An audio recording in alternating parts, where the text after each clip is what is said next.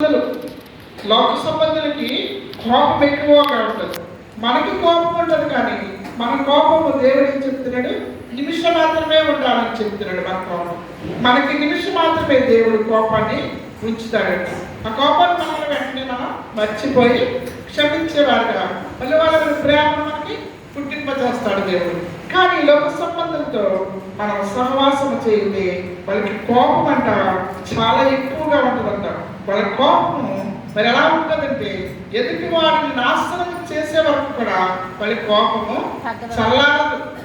అంత కోపంగా ఉంటారు వాళ్ళు, మరి అంత క్రోధంతో ఉంటారు వాళ్ళు.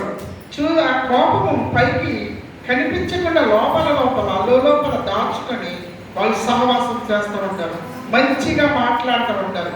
కానీ వాళ్ళ కోపము అలాగే ఉంటుంది. ఇది ఎప్పుడు నాశనం చేయాలా, ఎప్పుడు దొరుకుతాడా అని చెప్పి వాడు ఎదురు చూస్తూ ఉంటారంట వాళ్ళు. కాబట్టి మనం ఏం చేయాలంటే మనం జాగ్రత్తగా ఉండాలి.